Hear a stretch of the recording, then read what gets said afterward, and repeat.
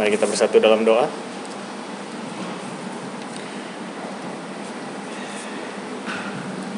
Bapa dalam surga, sungguh kami bersyukur Tuhan kalau pada hari ini kami masih boleh berkumpul di tempat ini Bapa, bersama-sama bersekutu sebagai umat-Mu. Dan sekarang tibalah waktunya untuk kami sekali lagi duduk di bawah kaki-Mu Tuhan, merendahkan hati kami untuk mendengarkan firman-Mu. Kami minta Bapa biar sekali lagi Engkau yang berbicara melalui Roh Kudus-Mu juga ke dalam hati kami, supaya kami boleh belajar sedikit lagi dari firman-Mu. Terima kasih Tuhan, di dalam nama Tuhan Yesus kami berdoa. Amin. Silakan duduk. Saudara yang kasih dalam Tuhan, puji syukur kita masih bisa ibadah bersama-sama di tempat ini. Kita akan sekali lagi belajar firman Tuhan. Silakan diambil Alkitabnya 2 Tesalonika pasal kedua. 2 Tesalonika pasal kedua pagi ini.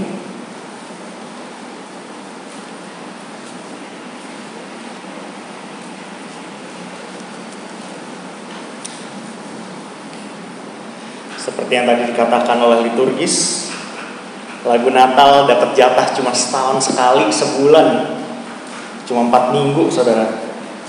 Mungkin kita harus biasakan nyanyi lagu Natal, nggak cuma Natal, gimana saudara? Tahun depan 2021 mau coba saudara, mungkin bulan Maret kita mulai nyanyi lagu Natal, biar kita bisa latihan ya. Biar nggak lupa saudara, nyanyi cuma setahun sekali ya lupa lah. Oke, 2 Tesalonika pasal yang kedua. Susah nafasnya. Kita akan baca ayat yang ke-9 pagi ini sampai yang ke-12. Kedatangan si pendurhaka itu adalah pekerjaan iblis, dan akan disertai rupa-rupa perbuatan ajaib, tanda-tanda dan mujizat-mujizat palsu, dengan rupa-rupa tipu daya jahat terhadap orang-orang yang harus binasa karena mereka tidak menerima dan mengasihi kebenaran yang dapat menyelamatkan mereka.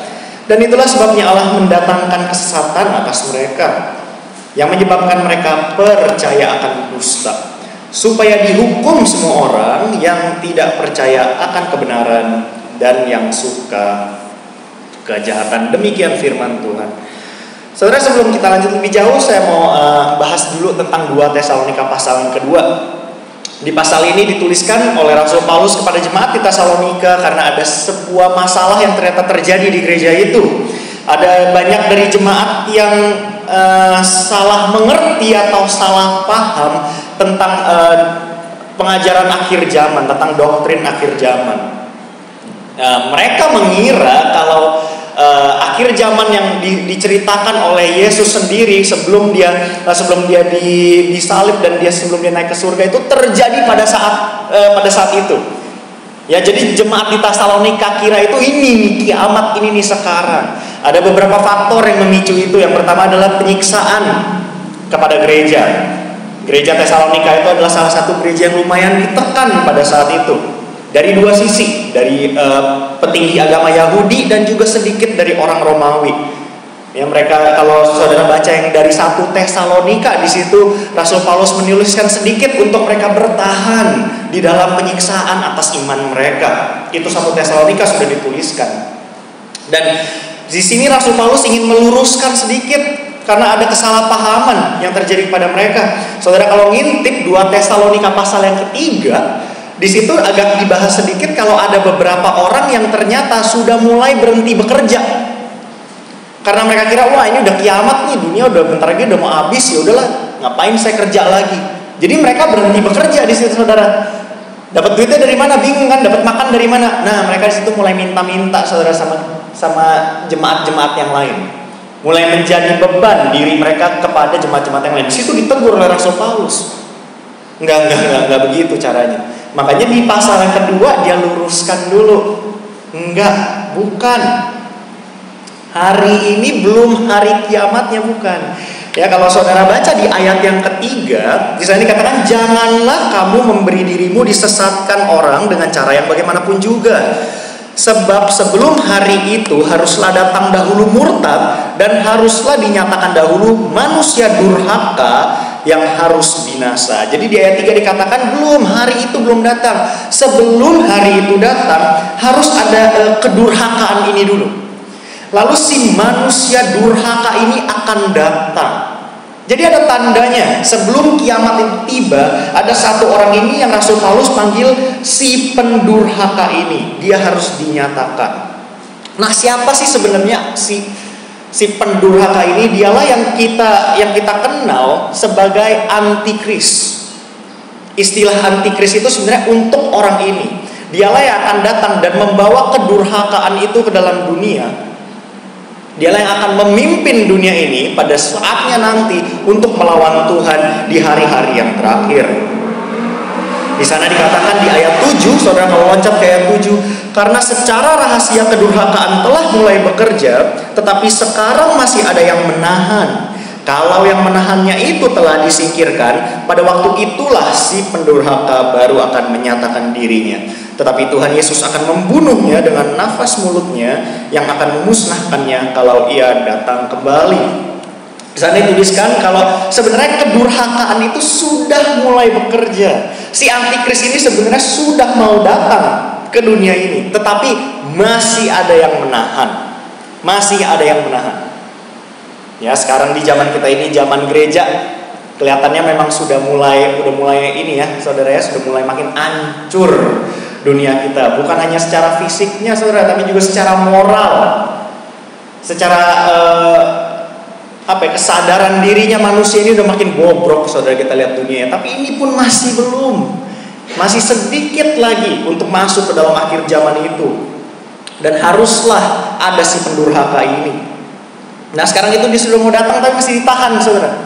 Ya, banyak ahli-ahli teologi yang membahas ini apa sih sebenarnya yang menahan ini tuh apa? Siapa yang menahan ini? Ada beberapa orang yang berpendapat kalau misalnya yang menahan ini adalah sekarang ini memang Tuhan, Allah Roh Kudus. Dialah yang sedang menahan. Karena masih ada kita di sini, masih ada gereja, masih ada orang-orang yang memberitakan kebenaran. Kitalah yang menahan kedatangannya. Episodenya untuk antikris itu belum, karena masih ada pengantin Kristus di dunia ini. Jadi dia masih belum datang. Tapi saat dikatakan kalau nanti waktu yang menahan ini disingkirkan, barulah dia akan menyatakan dirinya. Nah, sekarang kita akan lihat sedikit ya dengan dari firman Tuhan ini, apa sih yang akan dilakukan oleh antikris ini? Apa yang akan dilakukan? Tadi kita baca di ayat yang 9. Yang pertama, kedatangan si pendurhaka itu adalah pekerjaan iblis. Ya, itu yang pertama yang harus kita catat. Dia datang dengan kuasa iblis, itu adalah pekerjaan dari iblis, saudara. Tadi kita juga baca kalau dia akan datang disertai rupa-rupa perbuatan ajaib, tanda-tanda dan mujizat-mujizat palsu. Nanti akan dilakukan oleh antikris ini, saudara. Tapi kekuatan dari siapa? Dari Tuhan kah? Bukan. Dari iblis dia dapat kekuatan untuk melakukan semua perbuatan ajaib ini, tanda-tanda ini, mujizat-mujizat ini, semuanya dari iblis. Kalau saudara mau baca lebih detailnya, itu sebenarnya dicatat di Wahyu pasal yang ke-13. Itu ada di Wahyu pasal yang ke-13. Di sana dicatatkan bagaimana dia punya kuasa-kuasa itu, bahkan katanya dia bisa sampai panggil api dari langit itu turun nanti. Antikris ini punya kekuatan yang semacam itu, saudara. Itu di Wahyu 13 dicatat lebih detail. Silakan saudara baca sendiri, kita nggak akan pelajari itu pagi ini. Ya, dan di sana dia mulai memperlihatkan kalau dia ini punya kekuatan. Tentunya saudara, kalau sudah mulai ada tanda-tanda seperti itu, hal-hal keren seperti mujizat-mujizat, maka orang-orang akan mulai berkerumunan dan menyukai dia, bukan? Kita bisa lihat hal yang sama lah dari zaman sekarang. Mujizat, tanda-tanda. Jangankan orang yang gak percaya, saudara, justru jemaat Tuhan bukan yang zaman sekarang sangat-sangat tergiur dengan hal-hal seperti itu. Mereka suka dengar kata itu, mujizat. Mujizat, mereka senang banget. Dalam nama Yesus ada mujizat. Wah, senang banget mereka.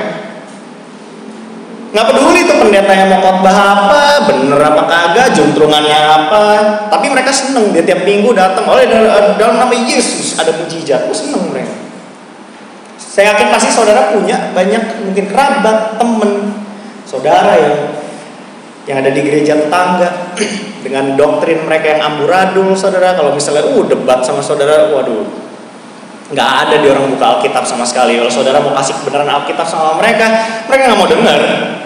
Kenapa? Karena mereka sudah suka sama pemimpinnya, bawa mujizat tiap minggu. Saudara lihat kalau dunia ini sudah mulai dipersiapkan untuk kedatangan antikris ini. Manusia mulai suka sama tanda-tanda, mereka mulai cari mujizat-mujizat, saudara. Itu yang menjadi seleranya mereka. Lalu di sana dikatakan apa? Dia akan menipu di ayat 10 orang-orang yang harus binasa. Dia akan menipu orang-orang yang harus binasa. Siapakah orang-orang ini? Siapakah orang-orang ini? Mereka yang tidak menerima dan mengasihi kebenaran yang dapat menyelamatkan mereka. Saudara, itu dengan dia melakukan segala macam mujizat-mujizat itu, tanda-tanda itu, dia berhasil mengambil hati orang. Orang jadi percaya sama dia. Orang jadi ikut dia. Dia akan menyatakan dirinya sebagai Tuhan dan orang-orang akan percaya kepada dia karena semua tindakan-tindakan ajaibnya, saudara. Dan siapakah yang akan tertipu? Orang-orang yang tidak menerima dan mengasihi kebenaran.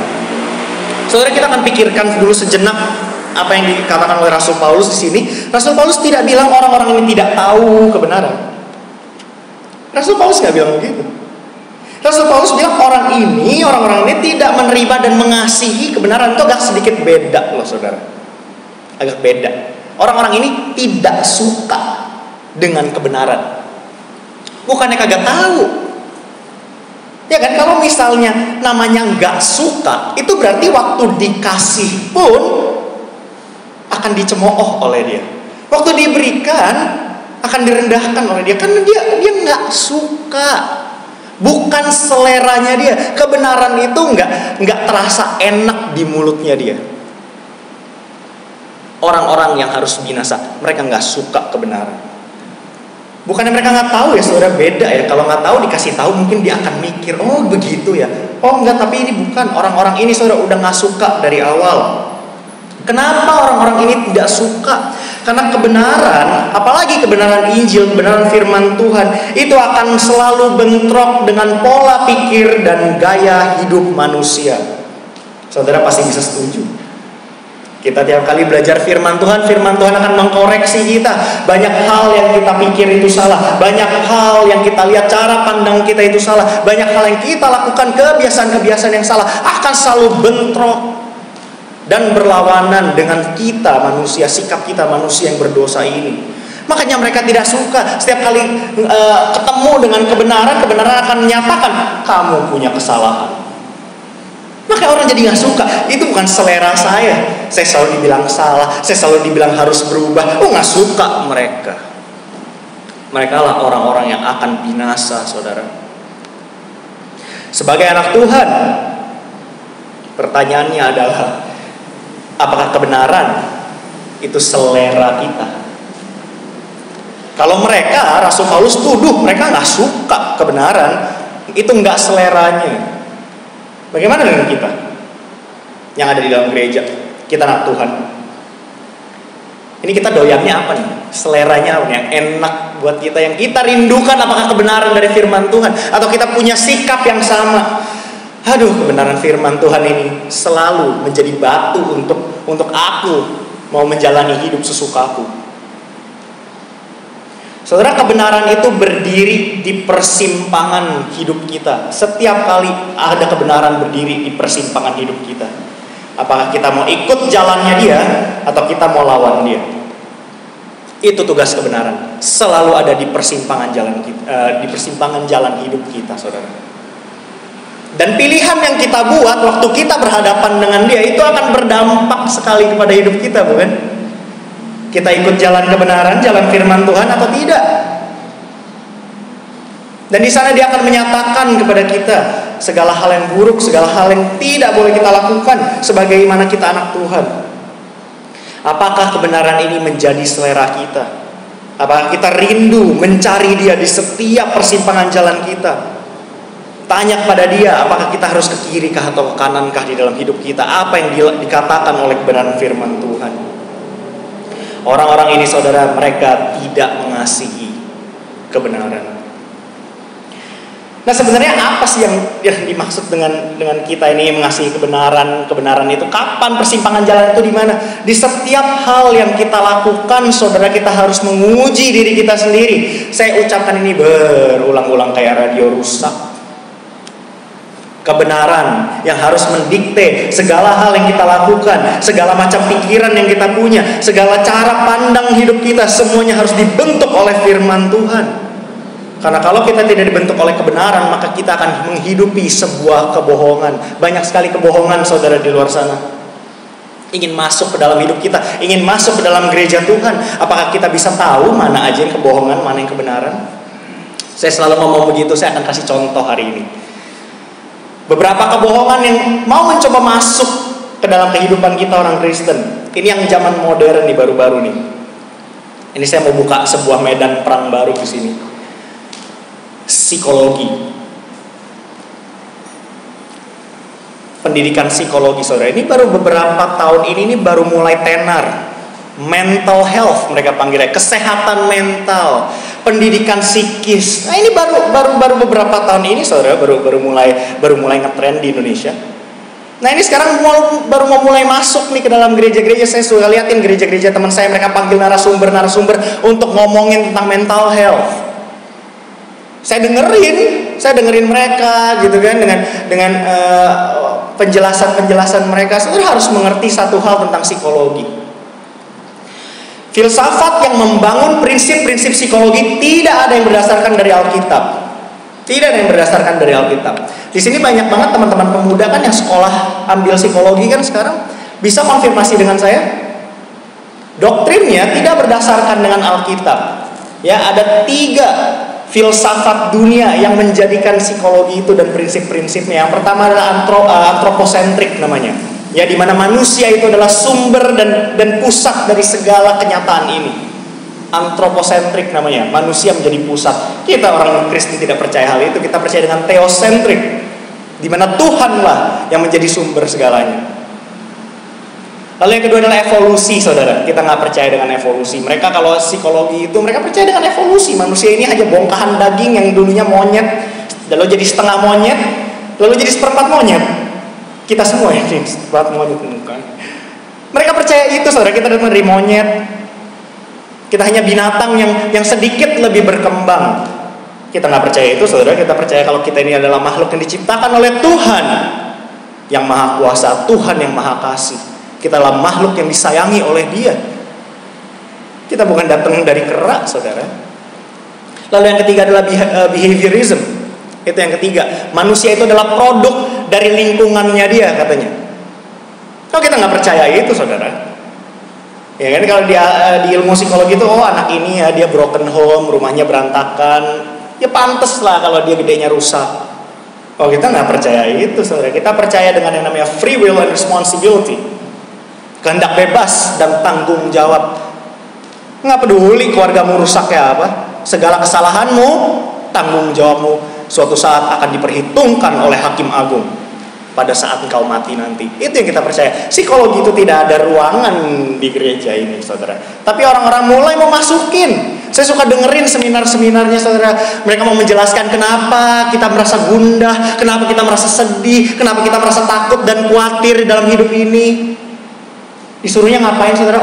Kalau misalnya saudara merasa takut, coba pikirkan hal-hal yang baik.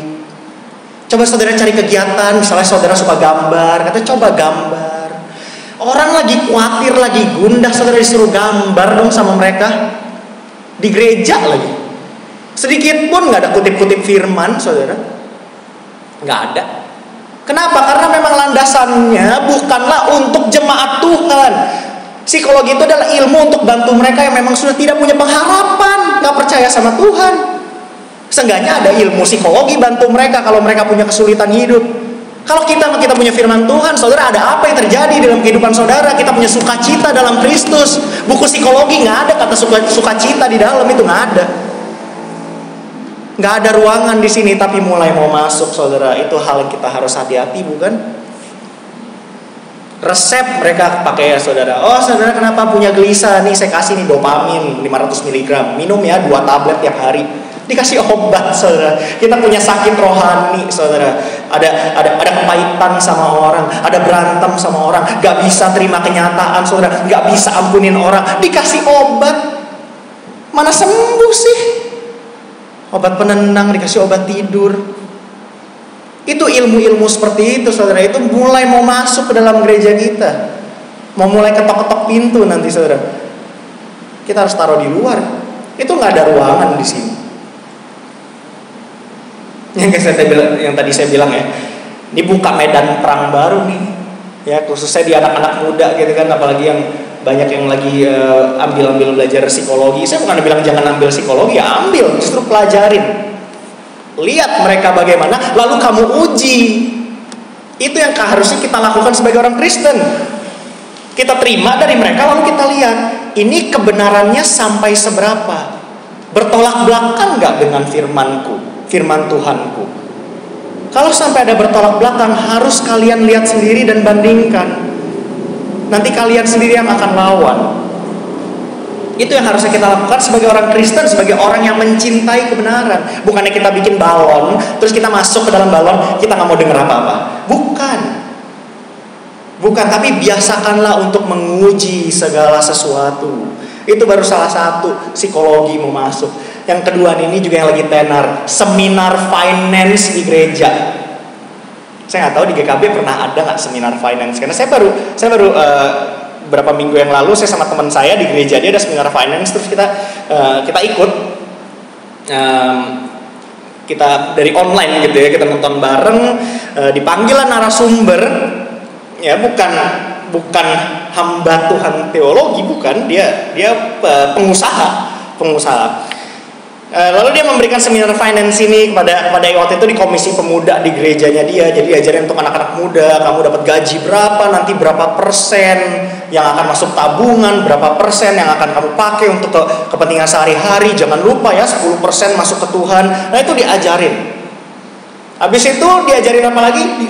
Sisanya ya hampir 40 menitnya itu diajarin gimana cara investasi di reksadana. Saya aja nggak ngerti sampai sekarang itu apaan reksadana. Dia kasih pelajaran antara reksadana lah, saham lah, bedanya apa. Dihitungin resikonya. Itu seminar finance Kristen di gereja, saudara. Diajarin reksadana 40 menit. Saya mikir habis itu, setelah itu semua selesai, saya bilang sama teman saya, itu selama 40 menit itu dia nggak buka Alkitab sama sekali loh. Dia nggak buka Alkitab sama sekali. Dia kasih lihat portfolionya dia, duit dia berapa, itu duit sampai ratusan juta gitu kan. Dia kasih lihat nih, saya kemarin dapat untung berapa, dikasih lihat gitu. Ternyata dia ini apa apa sih itu julukannya tuh, kalau yang bantuin orang untuk ngatur keuangan gitu, itu ternyata kerjaan dia begitu.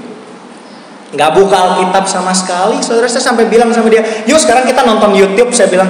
Terus saya ajak dia, kita nonton YouTube, sekarang kita akan cari seminar finance yang nggak Kristen, saya bilang. Dia bilang, yuk kita cari ya.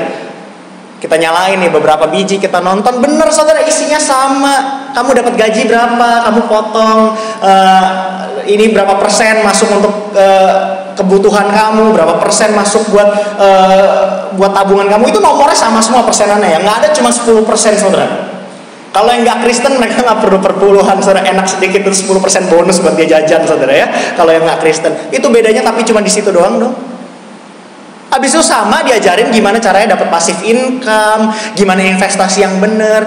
Saya bilang, ini apa bedanya yang Kristen sama yang kagak? Saya bilang, sedikit pun dia nggak buka Alkitab, nggak dibuka tuh dari Amsal, janganlah engkau hendak menjadi kaya. Nggak disinggung sama sekali, malah diajarin gimana cara jadi kaya pakai investasi.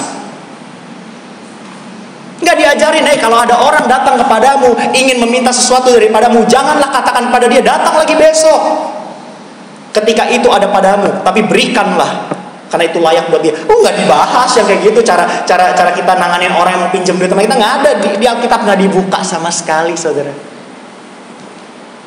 Itu namanya kebohongan mau mulai masuk ke dalam gereja. Kita seneng, saudara, ada seminar finance, cara dapat duit lebih. Itu selera kita. Itu yang kita mau. Hati-hati, saudara. Hati-hati. Kita umat Tuhan, kita nggak cari hal-hal begitu. Itu bukan selera kita, itu bukan kebenaran buat kita. Kalau kita uji ternyata saudara itu adalah hal-hal duniawi mau dimasukin ke dalam. Hati-hati, kita harus sangat berhati-hati.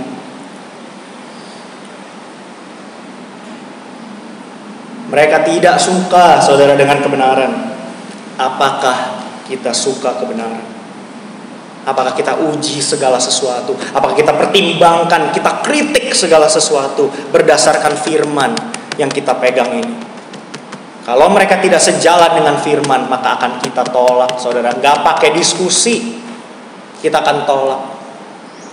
Itulah yang harusnya kita lakukan.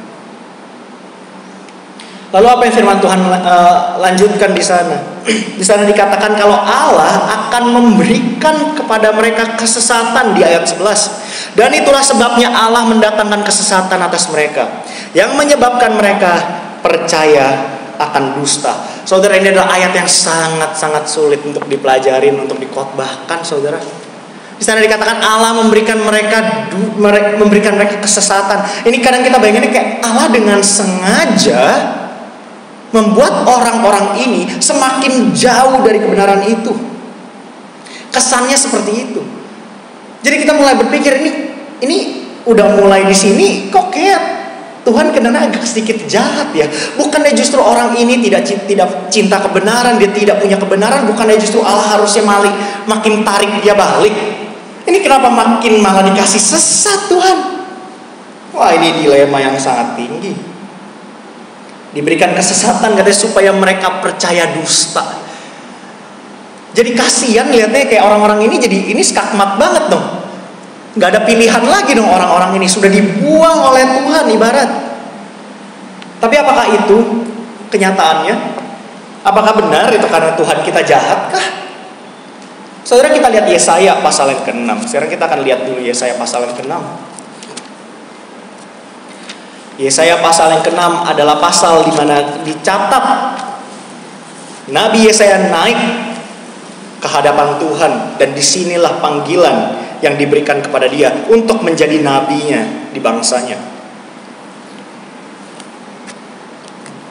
Lalu di ayat 9 di sana Tuhan berfirman, "Pergilah dan katakanlah kepada bangsa ini, dengarlah sungguh-sungguh tetapi mengerti jangan.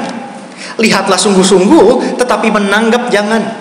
Buatlah hati bangsa ini keras, dan buatlah telinganya berat mendengar, dan buatlah matanya melekat tertutup, supaya jangan mereka melihat dengan matanya, dan mendengar dengan telinganya, dan mengerti dengan hatinya, lalu berbalik dan menjadi sembuh." Wah, saudara, ini sekali lagi dari perjanjian lama pun sudah ada tema yang lumayan sama. Nabi Yesaya dikirim ke satu bangsa, katanya, "Pergilah, beritakanlah kebenaran kepada mereka." Tetapi orang-orang ini, mereka tidak akan mendengar, mereka tidak akan melihat, mereka tidak akan menanggap. Jangan sampai katanya mereka berbalik dan menjadi sembuh. Ini jadi bingung, Tuhan, masa ini kenapa jadi Tuhan yang gak mau orang-orang ini sembuh? Kenapa jadi Tuhan yang gak mau orang-orang ini bertobat? Apa yang salah di sini? Saudara harus mengerti, kita manusia ini diberikan kehendak bebas, sebebas-bebasnya. Dan di dalam kehendak bebas itulah kita menentukan apakah kita mau percaya pada kebenarannya atau tidak. Dan kalau kita tidak mau, saudara, Tuhan gak akan capek-capek tarik kita dan paksa kita. Kalau kita memang tidak mau, Tuhan bilang, "Oh ya sudah, silakanlah pergi." Tuhan gak akan mau paksa, saudara. Kita pikir aja sekarang pakai logika. Mau gak kita dapat pasangan hidup, seorang suami atau seorang istri yang tidak punya pilihan, tapi disetting untuk mengasihi kita seumur hidupnya? Dia mau gak? Dia tidak pernah ambil pilihan itu, tapi dipaksakan untuk menjadi pendamping kita. Kita aja manusia kagak mau, saudara, ya kan? Gak mau kan sama orang yang dipaksa untuk jadi orang yang mengasihi kita. Apalagi Tuhan. Tuhan juga tidak akan paksa. Kalau engkau memang tidak mau kebenaran, maka akan diberikan kebohongan. Itu yang akan terjadi kepada mereka. Tuhan akan semakin singkirkan mereka. Semakin mereka mau menjauh dari Tuhan, Tuhan malah akan makin, ya udah silakan, akan kuberikan kesesatan kepadamu. Apa yang nanti akan dibohongi oleh si antikris itu, kalian akan percaya, karena kalian sudah menetapkan hati kalian untuk tidak percaya. Itu yang akan terjadi, saudara, sama mereka. Dan kadang saya yakin pun itu yang akan terjadi kepada kita. Kalau kita tidak hati-hati dalam hidup kita, kita percaya akan kebohongan, kita tidak memfilter segala sesuatu dengan kebenaran firman Tuhan, itu bahaya, saudara. Kalau kita tidak periksa, Tuhan akan bilang, ya sudah, percaya saja kalau memang itu yang kau suka, kalau memang itu seleramu, ambillah. Tidak akan dihalangi oleh Tuhan. Mungkin saudara udah mulai bertanya, tapi evangelis, mana ada sih orang yang maunya sengaja dibohongin? Mana ada orang yang benar-benar maunya tuh kebohongan? Itu kan sesuatu yang tidak mungkin. Manusia mana mau dibohongin ya, saudara? Makanya kita agak hati-hati gitu kan sama orang yang kalau rencananya itu agen asuransi lah, agen MLM, nah kita udah mulai was-was.